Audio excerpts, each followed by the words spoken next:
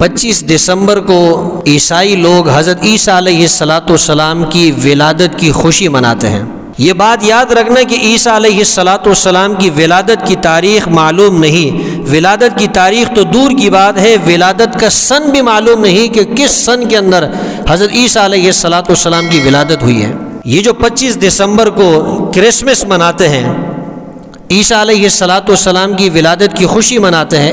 ان کا اصل میں عقیدہ یہ ہے کہ عیسیٰ علیہ السلام اللہ تعالیٰ کے بیٹے ہیں، اور یہ عقیدہ کفریہ اور شرکیہ عقیدہ ہے۔